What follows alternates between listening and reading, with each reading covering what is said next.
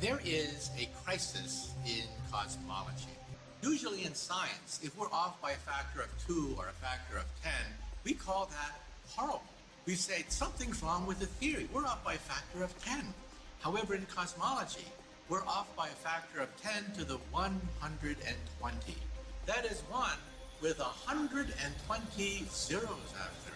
This is the largest mismatch between theory and experiment in the history of science. De la misma manera, esta es una cúpula y se va a ver, así sería. Este es el cielo aquí y la cúpula así. Entonces lo que vamos a ver aquí es cómo se ve. A ver. Ese es el norte. A ver si pueden ver aquí.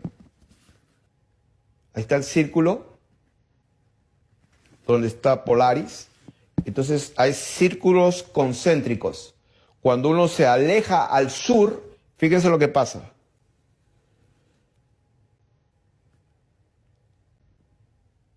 No sé si se ve claramente. O sea, voy a verlo aquí. Está el círculo concéntrico. Cuando te vas alejando, parece que hubieran una clase de círculos así y otra clase de círculos para el otro lado. Cuando te vas acercando al sur.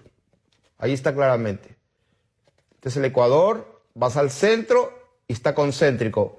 Te vas al sur y ahí empieza el fenómeno en el ecuador, las líneas casi rectas y luego el segundo círculo para el otro lado. You're not going to believe this. In science, we always say that you make observations, you have a theory, you go make more observations, and it's a very, very tedious process. Wrong.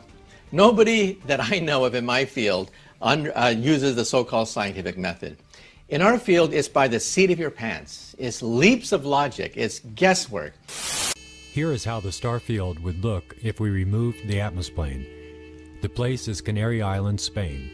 The lens that I used here has a 122-degree field of view, and as you can see, the stars never set because they are too high for perspective to make them rise or set. Their altitude now is about 4,000 miles. This number is fairly accurate and matches the rise and set times shown in the programs such as Stellarium. Now I am going to play the same video, but with the atmosphere or atmosphere added. As you can see, the video has changed completely and the star trails look exactly like the original picture.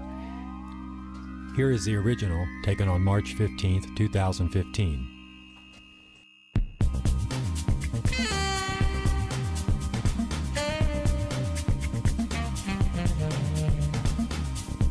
Now let's play the two videos side by side so you can see the effect of the atmosphere.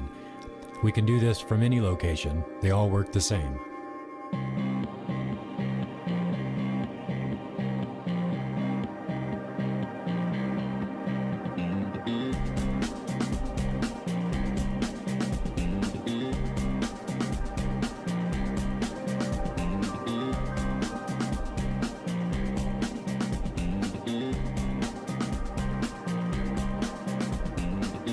Astrology is based on a geocentric view of the universe.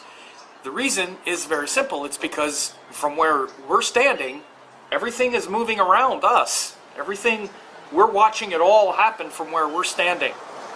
And it seems like we're standing on something that's flat and something that's still, and everything is moving around us. Up until about, I think it's about 1614 or something like that, people thought, for the most part, at least in the West, that the Earth was the center of the solar system, of the galaxy, of the universe. They thought the Earth was still and everything was moving around it, including precession of the equinoxes. It's rather amazing, this uncanny reflection of some of the most advanced cosmology coming from our satellites, coming from our atom smashers, coming from our blackboards, that are mirrored in the Zohar and ancient Kabbalistic texts.